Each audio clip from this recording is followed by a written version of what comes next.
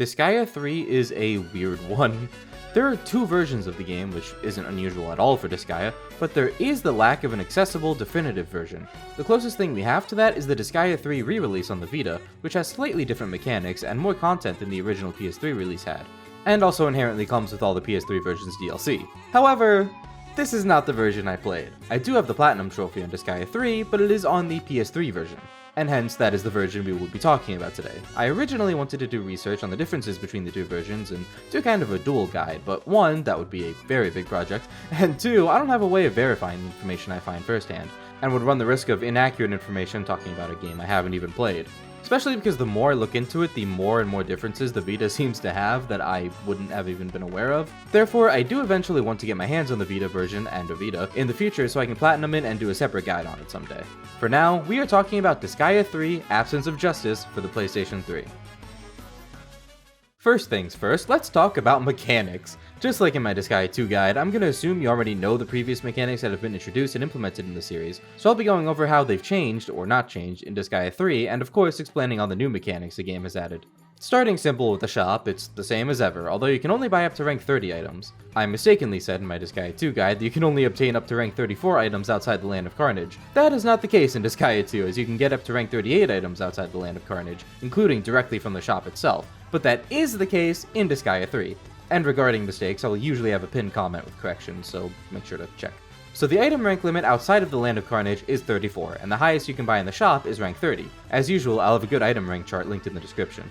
The Dark Assembly works the same as ever, although to access it, you need to talk to the Classroom NPC, aka Plenaire, and choose Homeroom, which is the game's Dark Assembly. Stronger/weaker enemy builds are still present, although you need to pass them one at a time again.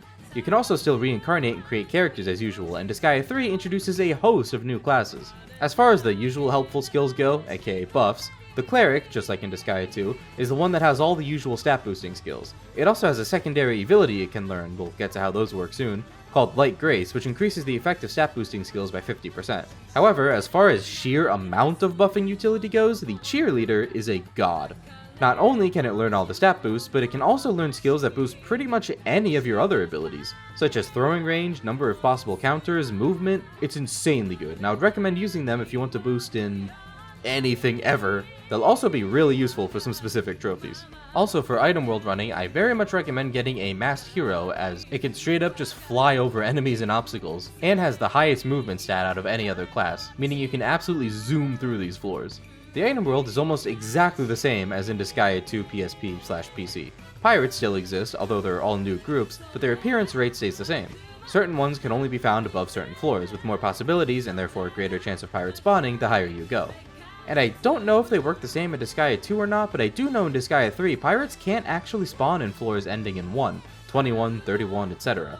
Pirates also can't spawn on floors that contain either a mystery gate or a level sphere. There's also the fact that multiple pirate groups can spawn on the same floor now. There's a chance that once a pirate group shows up, another might show up on the turn immediately after. Once a turn passes by without another pirate group, there won't be any more. So just keep that in mind.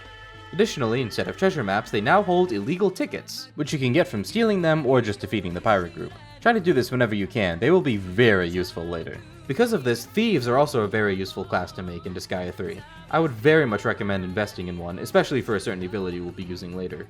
There is one other difference to the item world, although it's not in the item world proper. Instead, after you encounter your first pirate group, you will unlock the PPP Club. We'll get into clubs in the classroom in a minute, but as long as you have at least one member in the PPP Club, you have access to a special option through the item world or NPC, be Reverse Pirates. For every 20 floors you clear in the item world proper of an item, you can reverse pirate that item. This means you can do so on floors 20, 40, 60, 80, and 100. Once you reverse pirate one of these floors, you can never do so again on that floor of the item, meaning you can only do this a maximum of 5 times on any given item. Pirates in the item world proper will all come in one of 6 different ships, and once you defeat a pirate group with a certain ship, you unlock that ship to be used in reverse pirating. The differences of each ship include how much loot you can stuff onto it and how many turns the ship can be present for when reverse pirating. But once you have the War Galleon, there's no other reason to use any other ship, as it's the best one in everything. When you reverse pirate, you'll be brought to a randomly generated item world floor. Essentially, you are the pirates here. You can only stay here for a limited number of turns, the maximum being 3 with the War Galleon, and your objective is to loot as many goodies as humanly possible. Each reverse pirate floor will have a number of chests, level spheres, and a bunch of innocents on the other side of the map. These are innocents you can only get by reverse pirating, and I'll go over these in more detail when I talk about innocents. As expected, when you kill one of these, that innocent will be subdued and placed onto your item as long as you have the population space left to support it. I would advise against just nuking all of them at once, since you don't really know which innocents will or won't be put onto your item unless you're feeling lucky, or you just don't care. However, there is an alternative way to loot in the reverse pirate floors. For chests, you can break them like normal, but you can also throw them back onto your ship, and when it comes time to leave, you'll get the items contained therein. There's really no point to doing this though, just break them open. I mention this though because the innocents and level spheres can also be collected in this way. Instead of just having a unit holding the sphere when it's time to leave, it's usually easier to just throw it onto the ship and not have to worry about your unit surviving or anything like that. This goes kind of the opposite way for the innocents, as it's definitely easier to just kill them right then and there, but if you bring them back to the ship, the innocents will actually be double the level they would be if you had just killed them. I still think it's more worth it to just kill them, as there's a really easy way to quickly level up innocents that we'll go over, but it's an option. The classroom is not only where you can use the Dark Assembly, aka Homeroom, but you can utilize clubs. Yeah, the seating arrangement here isn't just for show. This game introduces the club system. Over time, you'll unlock various clubs to use. Some of these clubs literally just allow you to use other features, like the PvP club needing at least one member in it in order for you to be able to reverse pirate. It also increases the chances of pirates spawning per member in the club though, which is useful. Some of these do have a real function though, and depend on the classroom seating arrangement, like the Honor Students Club, the members of which passively gain 10% of experience gain for units sitting adjacent to them. This means if I have Mao sitting somewhere and surround him with members who are part of the Honor Student Club, I can use Mao in battle, and whatever experience he gains, those surrounding students will also gain experience equal to 10% of whatever Mao gained. There are similar clubs with mana, like Robber Shop members gaining 50% of the mana earned from adjacent students, and the True Robber Shop, which straight up steals 100% of the mana from adjacent students, so they get none. The Corner Res group sees a 25% experience gained by anyone sitting in the corner of the classroom. These clubs will be extremely useful for giving new or low level units a lot of experience or mana right off the bat by basically sharing them with a really strong unit when they kill really strong things. An important thing to note about magic changing in this game is that you can only magic change if the monster and the humanoid are in the same club. Doesn't matter which one. And you know how Disgaea 2 had that weird passive ability thing where each character class had its own unique, passive ability? Those were the precursors to what would be a Disgaea staple officially implemented first in Disgaea 3. These are Evilities. Each character and generic class has their own unique ability that gives them a kind of passive boost. Similar to Disgaea 2, you cannot do anything with these, they are stuck there. However, each character and class now has a secondary ability. These are learned by spending mana at the Evility Scholar Shop. Each character and class has their own set of abilities they can learn, and unlike unique abilities, as we'll call them, these can be transferred to whatever other classes or characters you want, the method of which we'll get into when we talk about the class world. Evilities are not the only thing the Evility Scholar can get you though, despite the name. You also learn skills through this shop. In fact, it is the only way you can learn new skills in this game.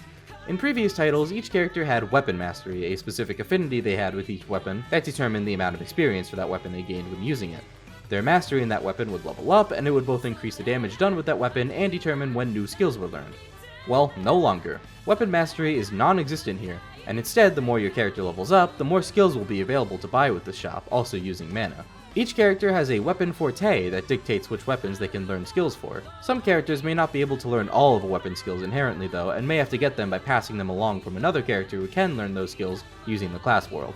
This shop is also how skills are upgraded, although strangely enough you can still gain skill experience with them and level them up the normal way too, but the main source of improving your skills is with this shop. Each skill can be upgraded 9 times and generally increases the effectiveness of the skill. If it's a damage dealer, it'll do more damage. If it's a buff, such as a stat boosting skill, upgrading it with the Scholar Shop will increase the stat gain from using that skill. I should mention that stat boosting skills work differently in this game than they have in 1 and 2. Instead of being able to be applied multiple times and then the effect gradually wearing off, you can only use one at a time on a character in Disgaea 3, and that boost will last 3 turns, after which the effect will be completely gone and they'll revert back to their normal stats.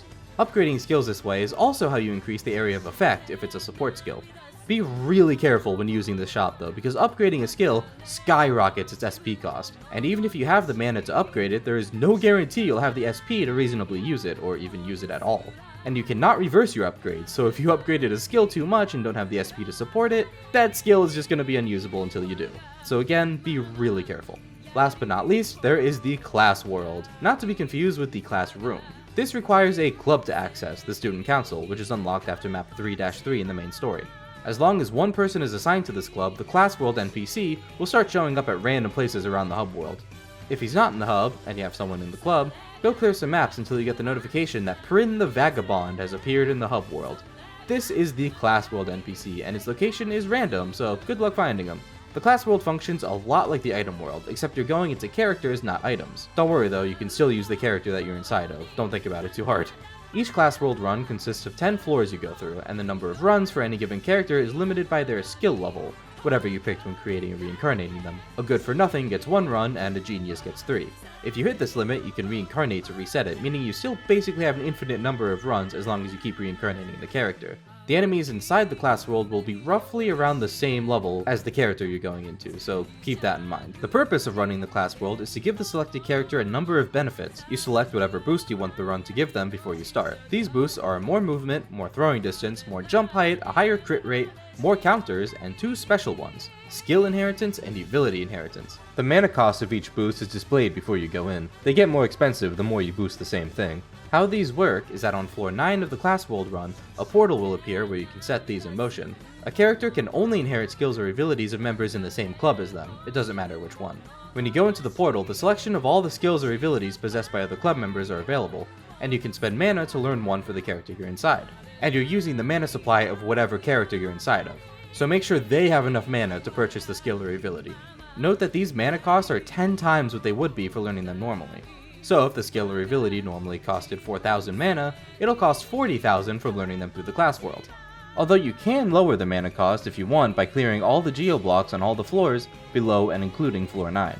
For every floor you clear all the geoblocks on, the mana cost of whatever upgrade or inheritance you're trying to get will be decreased by 5%, totaling a maximum possible discount of 45% for doing this on every floor.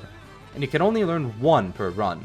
After purchasing one, the NPC will be locked and won't sell you anymore. So if, say, you want to transfer the skill Big Bang from a martial artist to Mao, who otherwise wouldn't be able to learn it, you would first put the martial artist and Mao in the same club, then go to the class world NPC and under Mao select skill inheritance, climb to floor 9, enter the portal, buy Big Bang from the NPC in there as long as Mao has enough mana, and finish out the run.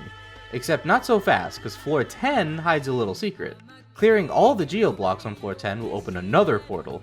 This portal can have one of 2 NPCs inside. The first can increase the maximum capacity of the club that the character you're inside of is in, and the second is the Combat Master. Here, you can buy the best skills for any weapon of your choice. Weapon skills are split into tiers. Each weapon has 8 skills. Tier 7 and 8 skills can only be learned by the Combat Master in the class world. The maximum that any character can normally learn outside of this is Tier 6 skill. Again, you can only learn 1 per run, so choose wisely.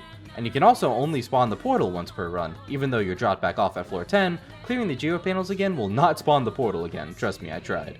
In regards to the Combat Master, I do recommend getting the Tier 8 Fist skill, Rising Dragon, at some point, given that you'll primarily be using fists in this game, and this skill does an insane amount of damage. The class world is also how you can increase the aptitudes of a character. After each run, some percentage points will randomly be allocated to your aptitudes, with no way to control which ones go where. It's not much, and actually trying to increase your aptitudes like this is extremely tedious, but the maximum cap for any given aptitude is 255%, or 100% higher than their starting aptitude. In other words, any aptitude can increase by 100% using the class world, except if it hits the universal ceiling of 255%. The class world is also where you'll find dropouts, which are complete clones of whatever character you're inside of and will appear occasionally. Defeating them adds a little bit more of an aptitude increase at the end of the run, but their real importance will become clear later. These are basically all of the main functions you'll be using in Disgaea 3.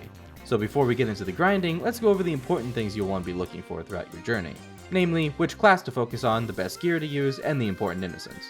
The generic class of the week this time around is the Martial Artist. This is mainly because 3x3 moves are important for grinding in this game, and they're just good in general, and the Martial Artist, only the tier 4 one or above, is the best class that learns Big Bang, a fist skill that has a 3x3 area of effect. This will be your nuke. Since you'll be primarily using fists, you can imagine the preferred weapon here is the rank 40 fist, the Cosmo Infinity. As for accessories, there is but one that stands above all, the legendary Trapezahedron, or Trap for short. This has the best all-around stats, bar none. There's a little bit of debate on this point in future games given that the Barefoot X also exists, including the Vita version of 3, but as long as we're on the PS3, the Trap remains king. Of course, I'll go over my preferred method of getting these when we get further into postgame, particularly in the Land of Carnage. Note that you'll still get a stat boost for every item you have equipped of the same rarity, meaning all 4 equipped items having the same rarity gives you an extra 30% stat boost. Keep this in mind when obtaining your items. The last thing to cover before we get into it are the Innocents. Almost all of the All-Stars are still here, and don't worry that I said almost, because unlike Disgaea 2 when I said almost, the one left out in this game is for the better, given its replacement. And it is not the Statistician. The Statistician is back. No more felony system, although you still have to go a bit out of your way for them. Some Innocents, as mentioned before, are only obtainable through reverse pirating. I highly recommend focusing on reverse pirating higher floors like 80 or 100, as I found they rarely spawn in the lower floors, if ever, although the rank of the item doesn't seem to matter. In fact, pretty much all of the more important Innocents in this game are only gotten through reverse pirating, except for the single stat Innocents. Gladiators, as usual, are the attack boosting Innocent, and we'll be using them again in this game, or at least I did for my Cosmo Infinity.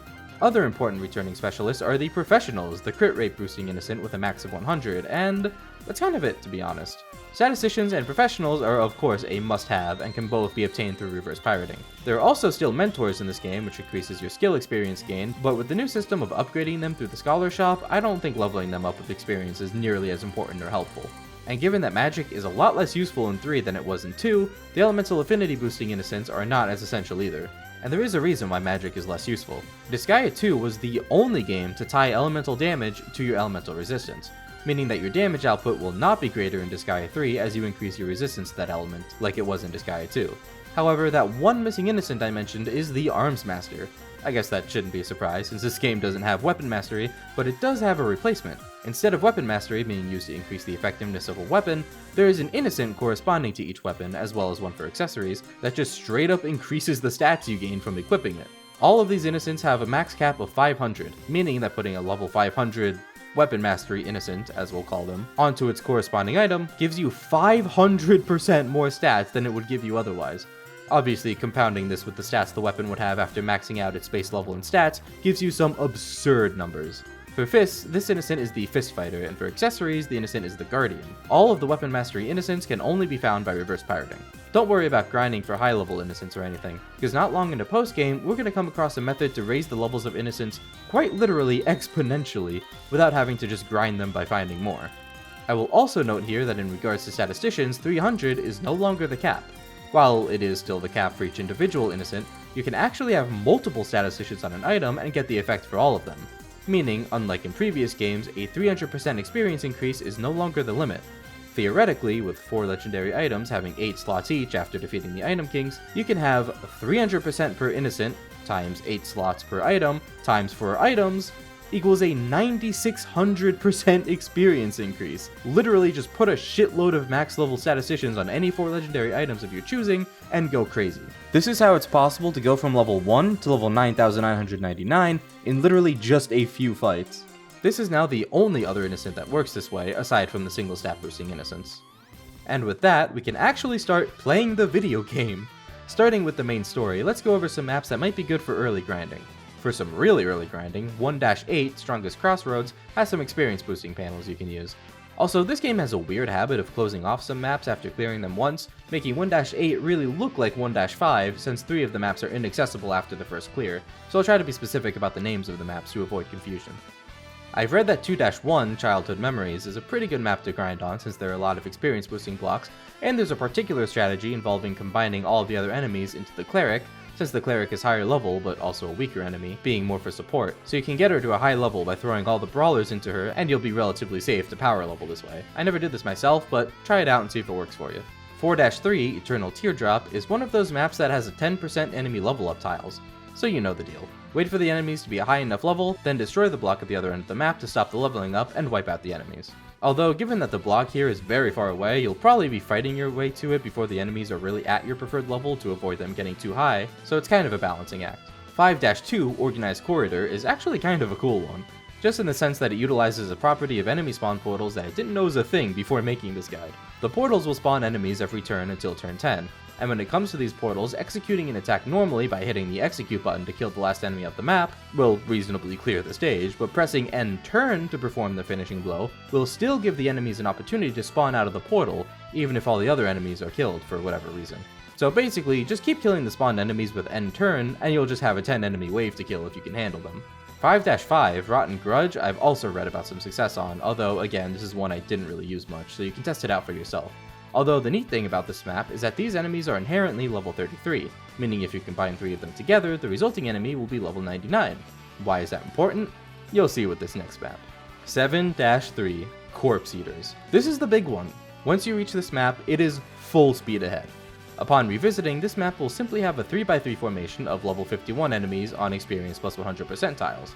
Nothing crazy, right? I mean, definitely good for grinding, but not the most groundbreaking thing ever. Except, this map holds a secret. Actually, the entire experience formula holds a secret that can be exploited beautifully with this map. See, I don't know why or how. I don't know if this is a bug or just an unforeseen or even foreseen consequence of the experience formula, but for some divine reason, enemies that are level 99 will not give you the amount of experience that a level 99 enemy theoretically should. They actually give you more like the experience a level 300 enemy would give you, and passing exactly 4 stronger enemy bills on this map will make all 9 of these enemies level 99. So the second you're able to handle level 99 enemies, you grind this map like there is no tomorrow. You will notice the significantly greater amount of experience you'll be getting compared to the other enemies you've been fighting so far. It's kinda nuts, and I have no idea where it comes from, but it's not even exclusive to this game. At least both Disgaea 4 and 5 also contain this feature. Maybe even more. I haven't played them yet to see for myself, but I wouldn't be surprised if they did. I'm really hoping they do. Using this map, your target level is around 400, because after conquering the main story, your next destination is, of course, House of Ordeals, as it's called in this game. The bill for House of Ordeals is only available in post-game, and only shows up if you have at least 7,000 mana, which is the cost of the bill. House of Ordeals posts a pretty good grinding map you can use as an alternative to Corpse Eaters, which is House of Ordeals 2, a pretty straightforward layout of 2 2x2 formations of enemies on experience boosting tiles. The real star here though, once you can handle it, is House of Ordeals 4, which is basically just Cave of Ordeals 3 from Disgaea 1 again. One 3x3 formation of high experience giving enemies on experience plus 100% tiles. Just big bang the fuck out of them whenever you're able to, and this will be your main grinding spot, and eventually the Land of Carnage version once you're strong enough. Before we get too ahead of ourselves though, there is an entire post-game plotline with its own series of maps. Right after finishing the main story, you'll be thrown into a cutscene that starts a new adventure for you to explore at your leisure. You can keep talking to NPCs around the hub world after entering post-game until you get a message saying that the bill for a new map can be passed in Homeroom. The first of these maps is against Master Bigster as he's now called, one of the best bits in the series. After clearing it, talk to some other NPCs until you get the same message, and so on and so forth all the way up the line. After Master Bigster is Salvatore, Prism Red, Asagi from Makai Wars, Morona from Phantom Brave, Axel, the Disgaea 1 trio of Laharl, Etna, and Flan, and lastly, the final super boss that stands far, far above everybody previously mentioned. Tyrant Overlord Ball himself. Who else? Who's a mushroom now, and also has the unique item Makai Wars equipped, so you can steal that from him if you wish. But don't be deceived, his stats are insanely high, and you'll want to be extremely strong before taking him on. Luckily, these post-game maps hold the key to doing so. See, there's actually a secondary quest line you can start after clearing Master Bigster's stage, which is a set of 5 maps in which you fight 5 of the Diaz Gentlemen. The bill for the first map will simply appear in Homeroom after defeating Bigster, and after defeating a Diaz Gentleman, the bill for the next Diaz Gentleman will subsequently appear in Homeroom, and so on. The map for the 5th and final Diaz Gentleman in this quest line is against Satina, and clearing it will award you a legendary rank Puppy Paw Stick. This is not the only way to obtain this item, as you can also steal it from the Kit Kat Pirate group, or buy it from the Item World Sphere Trader in a mystery room for collecting a certain amount of level spheres in that Item World run beforehand, or by stealing it from enemies who will be holding it in Axel's post-game map. However, Satina's map is generally preferred as it will always guarantee a legendary Puppy Paw Stick, but really it's your choice how you want to obtain this. The important part is that you have it, because this thing single-handedly breaks the entire game. You may notice that this item comes with a rather unique innocent, the Cat Burglar. This innocent is unique to this item and cannot be transferred off of it. The Cat Burglar allows the Puppy Paw Stick to have a 20% chance to duplicate any item equipped by a non-allied unit that's defeated by it and have it for yourself. How is this any different from just stealing an item normally, you may ask? Because you can also use it to duplicate your own items. Innocence, rarity, and all, an exact 1-to-1 copy. Because even though it doesn't work on allied units, we have seen a way to encounter our allies without them actually being allies. In the class world. We are going to beat the shit out of the neutral dropout units. All you have to do is equip the item you want to duplicate on any character, preferably a low-leveled one. Have only this item equipped. Then go into the class world of that character, and the dropout units that spawn will also have that item on, a perfect copy, all the way down to the rarity value and innocence. Simply defeat these dropouts with the puppy paw stick, and 20% of the time, you'll obtain a copy of that item. You'll quickly realize how insanely broken this is, because each time you duplicate this way, the value of the innocence you have, of course, doubles. You can then combine them into a higher level innocence and duplicate them again, and up they go. This means that even for single stat innocents with their ridiculous cap of 19,998 can reach their max pretty quickly. Let's say you're starting with a level 50 gladiator. That's about average for a higher ranking item to start out with. And after subduing it, you'll have it level 100. So great, you put an item with a level 100 gladiator onto a character and start nuking its dropouts. As you start duplicating it with the puppy paw stick, it'll turn into 200, then 400, 800, 1600, 3200, 6400, 12,800, and one more duplication will hit the cap. Duplicate again and you'll have 2 max specialists, then 4, then 8, which is the maximum population for a legendary item after killing item kings. Duplicate the item again and you'll have 2 items completely filled with max specialists, then 3 items, then 4, allowing all 32 possible innocent slots in your character to be filled with maxed out stat specialists. You can follow the same process for statisticians, since again, the only limit to their effectiveness in this game is how many you can slap onto your character. I highly recommend duping multiple different kinds of innocents at the same time. In addition to single stat innocents and statisticians, you can also be duping professionals and whatever weapon mastery innocents you want, so you can knock all these out at roughly the same time.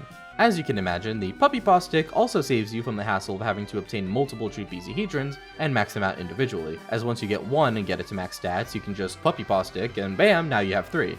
Just make sure that once you get your rank 40 weapon, that it's the same rarity as your traps, or vice versa. I guess now would be a good time to tell you how to get those, huh? But for that, we need the Land of Carnage. With the power of House of Ordeals 4 and the puppy paw stick giving us innocence galore, you should be able to tackle the Land of Carnage pretty quickly. Remember those illegal tickets held by the pirates? You may have already guessed, given the Disgaea 2 experience, that these are the key to the Land of Carnage, but in a more indirect way than Disgaea 2. See, instead of treasure maps, these pirates will be holding illegal tickets. You get one of them per pirate type, but these don't necessarily unlock the Land of Carnage in and of themselves. Remember the Dark World in Disgaea 2? It's back, albeit under a new name, and completely absent of the Dark Sun, thank god. In Disgaea 3, this is called the X Dimension. Besides the Dark Sun being gone, the principle of the X Dimension is the same, really difficult and gimmicky versions of all the main story maps. Each illegal ticket you find corresponds with an X Dimension map, which yes, means that the system for unlocking the X Dimension maps is not nearly as tedious as in Disgaea 2. All you need to do is simply possess the corresponding illegal ticket and the X Dimension map will be open to you. However, only about half of the X Dimension maps can be obtained from pirates in the item world. The rest are bought from scalpers who have their own mystery room in the item world. There is one scalper in the first half of the item world before floor 50, and another with a whole different set of tickets after floor 50. Make sure you're prepared before you try to hunt them down though. The tickets that the latter scalper has cost a ton, getting up to 10 billion hell each. Getting all of these tickets, plus the tickets from the pirates, will grant you every single X Dimension stage, which you don't even need for the Land of Carnage. All that's required is 25 of them. Clear 25 X Dimension stages and you will unlock the Land of Carnage. Again, the Land of Carnage is the exact same as the normal game, but the enemies are much stronger, just like Disgaea 2. And here, the restriction to the rank of the items you can find is lifted. You can freely find items above rank 34 in the Land of Carnage. Just like in the previous games, you'll want to find the legendary rank 39 of the item that you want the rank 40 of. Thankfully, there's a method in this game that's slightly more convenient than just wandering the Land of Carnage item world for a legendary rank 39 item. At least in my experience. For this, you're going to want to make use of a tier 6 thief, since this is the only class, and the only tier of the class, that can learn the secondary Evility, Lucky Finger. This Evility upgrades every item you get out of chests by 1 rank, meaning that if you were originally going to receive a rank 38 item from opening a chest, you will instead receive the rank 39 version of that item. Rank 38 items, by the way, are the default max of items you can get from chests, so don't get it in your head that you could cheese getting a rank 40 this way, because you can't. Teach this ability to your thief and use the class world to transfer it to your martial artist or any character you want to use for this. The method is grinding high-level reverse pirate floors, preferably of high-ranking items, since these will usually have some legendary chests on them and you can keep breaking them open in hopes of a legendary rank 39 item of your choice. And of course, you can still scour each enemy on the reverse pirating floors in case they have a legendary rank 39 equipped, just like you would in the normal item world. For Fist, the rank 39 item you're looking for is the Ultimus, and for the Trapezahedron, the rank 39 accessory you're looking for is the Arcadia. Once you get these, or any rank 39 you want, the method for obtaining the rank 40 version is the same as ever. Steal it from the item god on floor 100 of the rank 39 item in the Land of Carnage. Remember, you don't have to do the entire item world in the Land of Carnage. You can do it in the normal world and then exit with Agency on floor 99 before saving and going back into the item in the Land of Carnage to steal the rank 40. Keep saving and reloading until the item god has the rarity of the rank 40 you want. Unlike in Disgaea 2, maxing out the stats and levels of items in Disgaea 3 is an absolute breeze. This is due to Disgaea 3 being a lot more lenient with its bonus levels, with the max level cap of items still being 200. You gain bonus levels in exactly the same way, mystery rooms and level spheres. The same mystery rooms, in fact. The ambush room will give you 5 bonus levels, and the fortune teller room will give you a varying amount. 5 bonus levels for great luck, 3 for good luck, -3 for bad luck, and -5 for worst luck. Yeah, the fortune teller in this game is kinda bad, since not only does it give you 5 less levels for great luck as it did in Disgaea 2, but it's also more risky since worst luck wasn't a thing in Disgaea 2 PC. So use this room at your own discretion. However, level spheres will still spawn after 420, giving you 5 bonus levels each. The reason why I say levels are far more forgiving in Disgaea 3 is the existence of reverse pirating. See, you don't even have to actually reach level 200 in the item world proper. You can run through all 100 floors, still be below level 200, and make up the rest of the levels by reverse pirating. This is because, as mentioned before, level spheres are included in the loot that spawns on reverse pirating floors. But not just normal level spheres, there are special ones that can spawn when reverse pirating. In the item world proper, the only ones that spawn are the green ones, which give you 5 levels, but when reverse pirating, it's possible for yellow spheres to spawn, which grant 10 levels, as well as red spheres, granting 15. This means it's theoretically possible to only get 25 bonus levels throughout all 100 floors of the item world proper, and then save and reload all 5 reverse pirating floors until you get a red sphere to spawn for 75 more levels. I don't necessarily recommend it because it can be a bit of a headache, but it is possible. Regardless, don't worry about being so strict about bonus levels in the item world proper, because it's very easy to make them up through reverse pirating. As far as boosting an item's stats goes, the process is exactly the same in Disgaea 2. Like, to a T.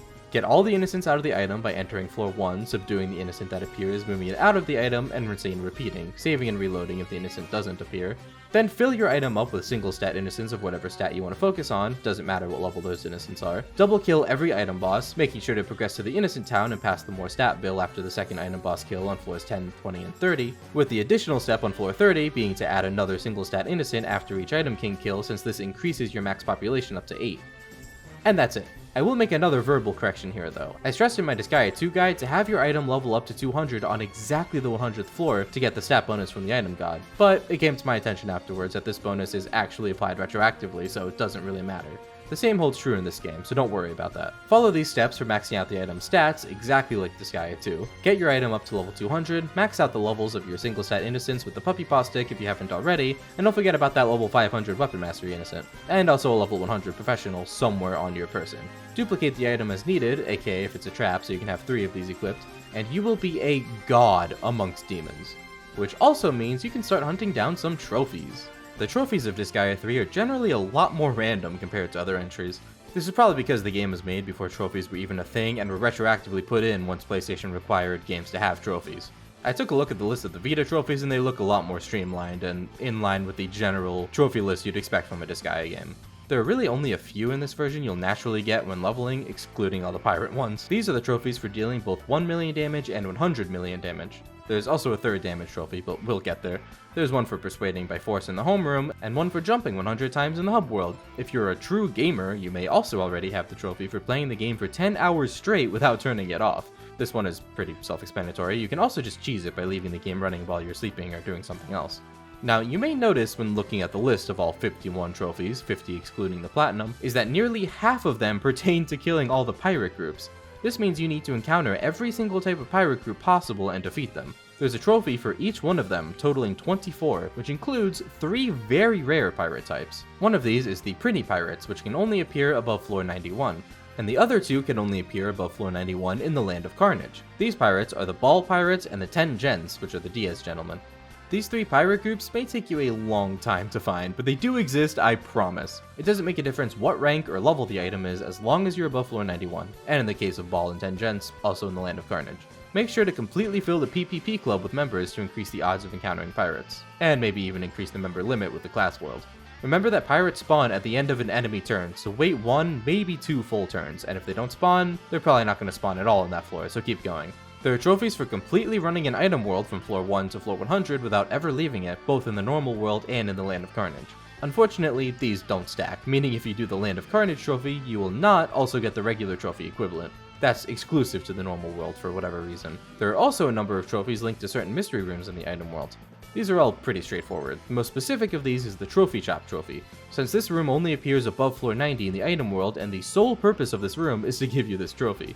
Other mystery rooms with trophies tied to them are the Treasure Room, which is a room with multiple stacks of boxes with chests on them. Grab all the chests and you'll get the trophy. An important thing to note is that your jump height is directly linked with your level, so being max level will guarantee that you'll have the height required to get all of these. There's also the Treasure Tower, a different mystery room that sees a giant tower of boxes with a cat on top. Jump up to the cat, talk to it, and you'll get the trophy. There's also a mystery room with nothing except Axel in it, which gives you a trophy for finding him.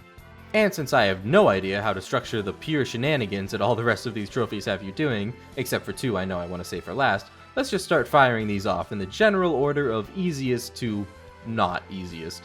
First off, magic change 5 times in battle. Very self-explanatory.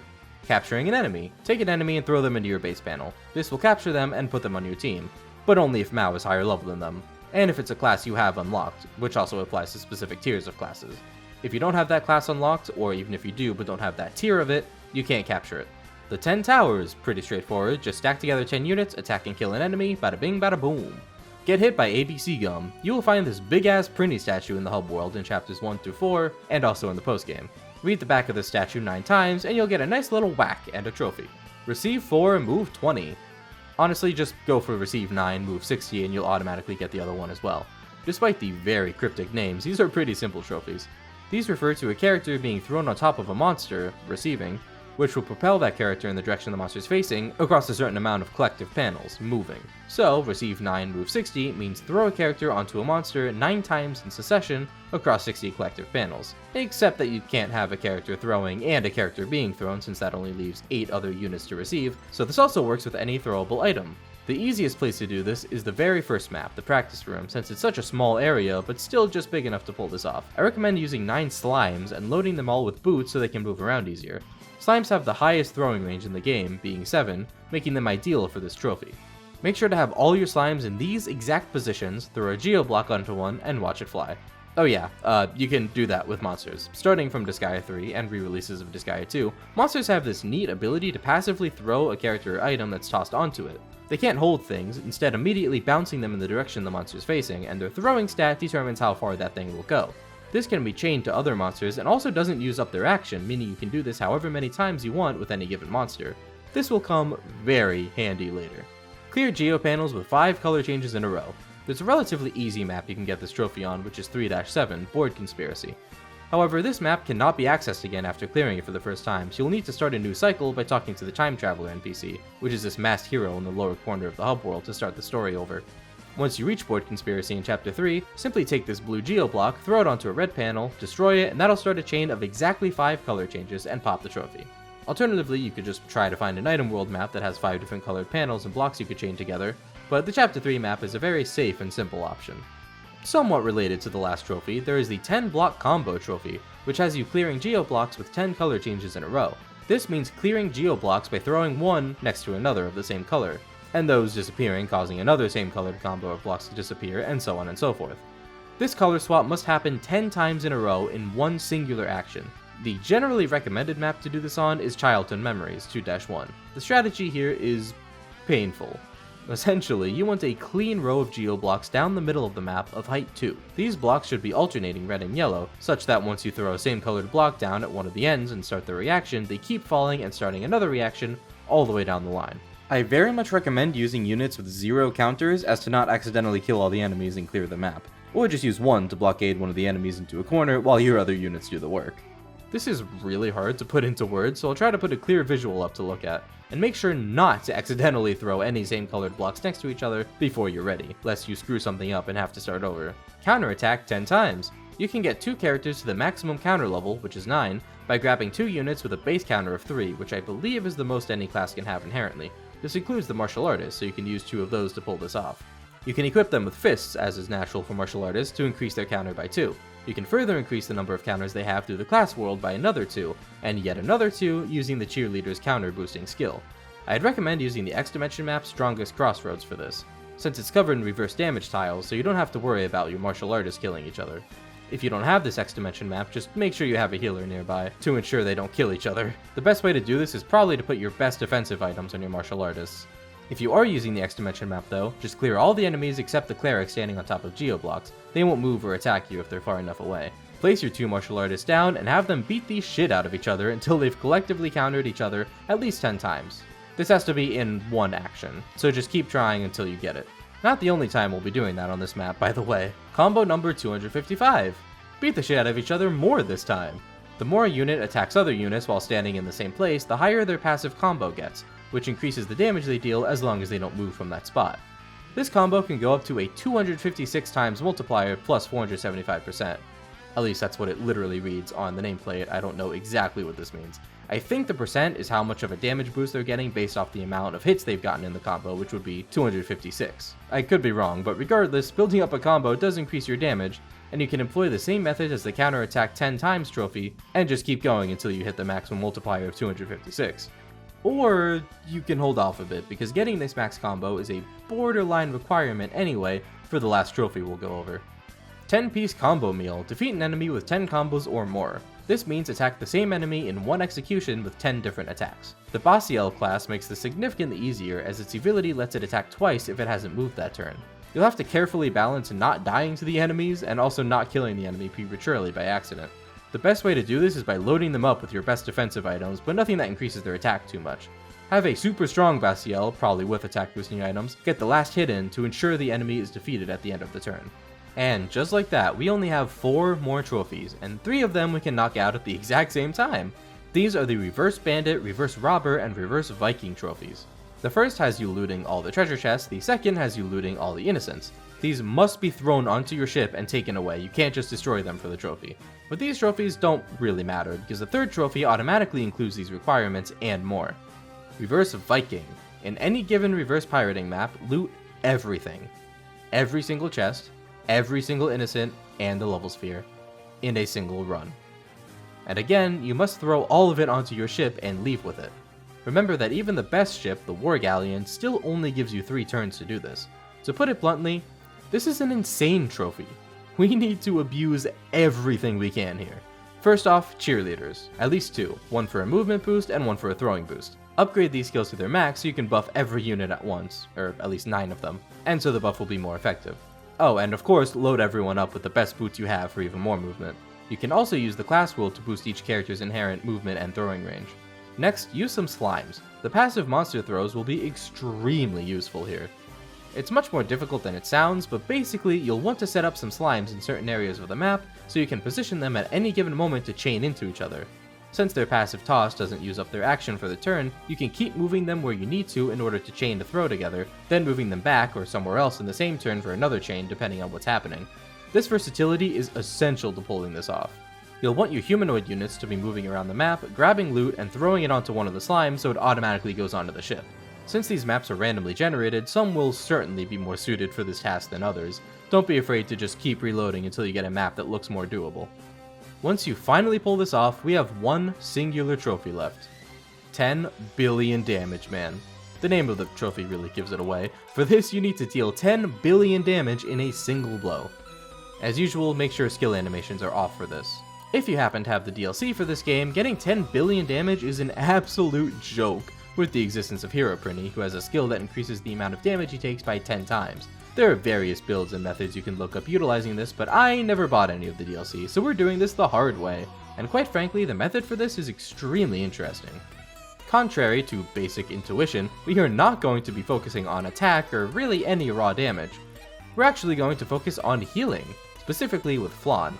Remember the X Dimension Forgotten Crossroads map with the reverse damage tiles? Yeah, if you didn't have that map before, you're gonna need to get it now. We're gonna pump Flan so full of healing power that it wraps back around to being deadly. The setup for this is fairly simple, but will take some time. We are going to be synergizing 2 particular Evilities together, and then spamming the fuck out of them. One is a secondary Evility learned by Flan called Healing Paradise, which increases the effect of all allies' healing skills on the map by 100%. Since this is a secondary Evility, you can make 9 other units learn this, plus Flan herself, and have all of them on the map at the same time for an insane healing boost. But that's not all. There is one particular class you'll want to use this for, the Cheerleader. The Cheerleader's unique Evility is Lovely Song, which increases the stats of all allies on the map by 5%, meaning not only will 9 cheerleaders on the map give Flan a 45% stat increase, Every unit will also be increasing your healing abilities by 100% each. And since healing power is based on the resistance stat, you can also use Magic Wall, a support skill that increases resistance, for a nice cherry on top. Even though the cheerleader knows this skill, the cleric can also learn it, and also has the secondary Evility that increases stat boosting skills by 50%, so you'll actually want to buff Flaan's resistance with the cleric. Once you're in possession of all of these things, here's how we're going to pull this off. Obviously, Flaan's stats are going to need to be as high as possible, so take all of your best items and put them on her, preferably your traps and Cosmo Infinity. Go into the X Dimension version of Strongest Crossroads and use Flaan to clear all the enemies with her healing. The clerics on the Geo blocks won't move at all, so you don't have to worry about them coming after you if you're far enough away. And then, get that combo meter up. Give one of your cheerleaders a fist, or whoever you want really, and let the match begin. You don't have to worry about either of them dying due to the reverse damage panels.